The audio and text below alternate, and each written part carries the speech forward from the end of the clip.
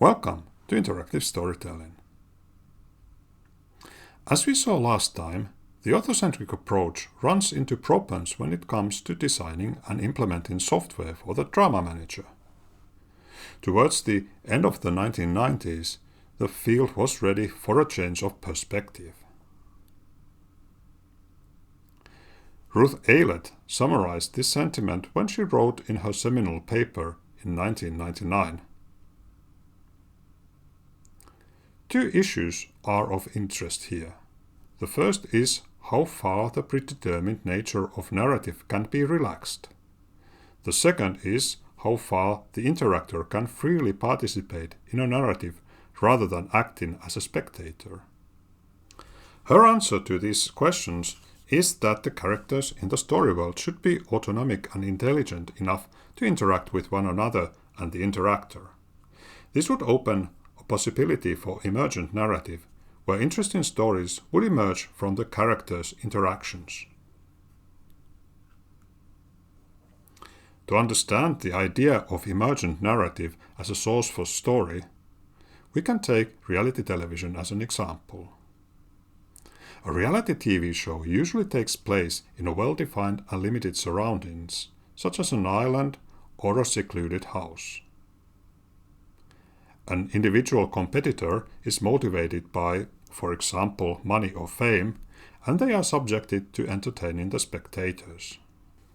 The production team makes pre-production selections by choosing the cast of characters.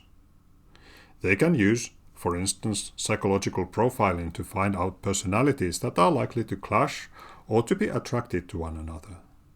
The production team also designs the environment and competition rules to foster emotions and dramatic turns of events.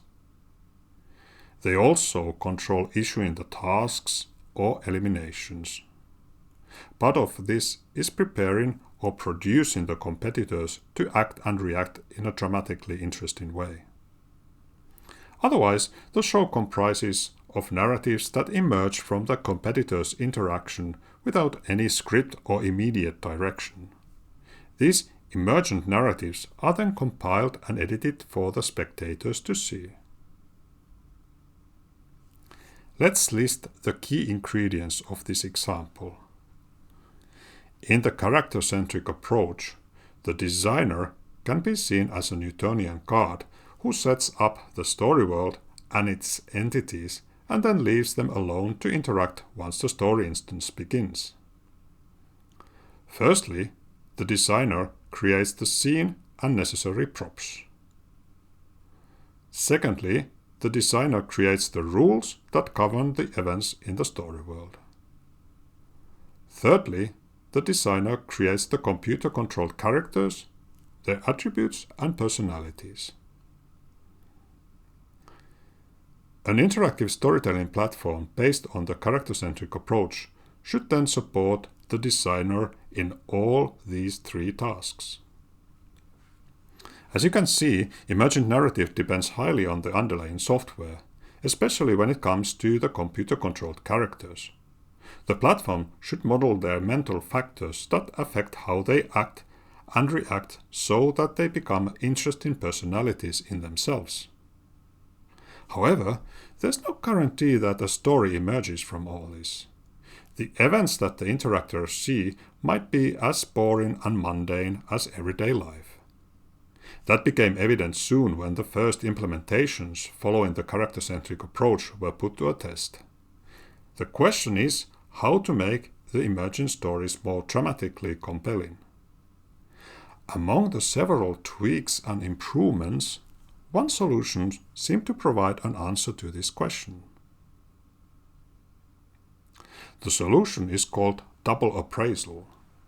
It adds an extra part to the computer-controlled character's decision-making process.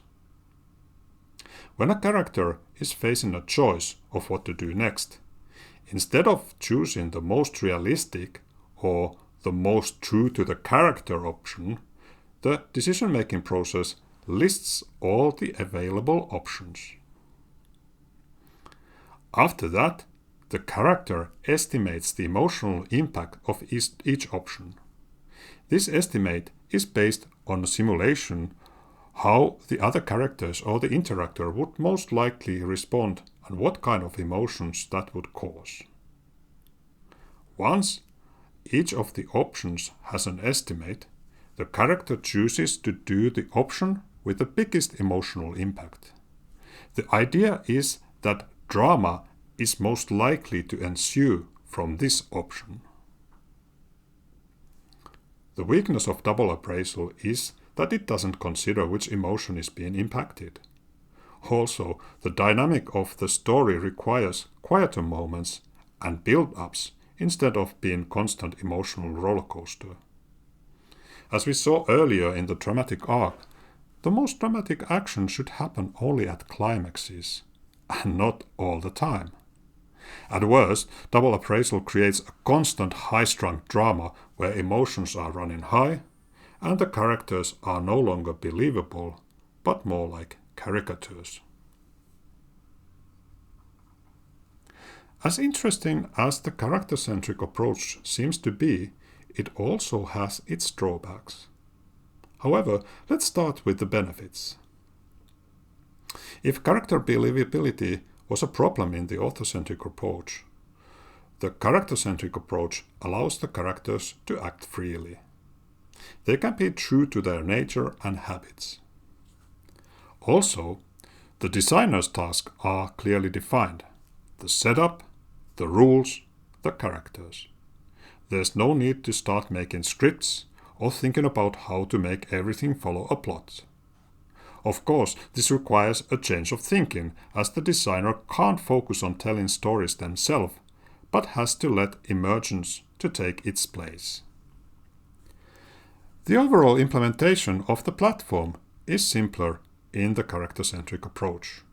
There's no need to have an evaluation of the dramatic situation, but the control is decentralized into various subsystems controlling, for example, the environment or the characters. There's one big exception that I'll come back in a moment. Moving on to the drawbacks, the biggest problem is that relying solely on emergence doesn't guarantee that the interactor experiences interesting or dramatically compelling stories. To overcome this, the platform needs extra systems, such as double appraisal, which of course complicates the implementation. The fundamental reason is that characters don't have any inbuilt dramatic intelligence. By default, their actions are not guided to tell a story, but to react naturally. Adding an extra layer in the decision-making process might help, but it opens the door to the same problems that we saw in the author-centric approach when we allow the manipulation of the character's goals. Finally, the most challenging aspect of the character-centric approach is the design and implementation of the software running the characters. Basically, it has to simulate a human being, which is no small task. And even if we would have managed to do this, it could still be lacking, as the character might turn out to be boring and imaginative. To summarize, we tried to solve the problems of the author-centric approach and ended up with a new batch of problems. What is left to do? Obviously, both of these approaches have their good sides. Maybe it's possible to find a compromise and make a hybrid out of them. That's the direction where we're going next. See you there.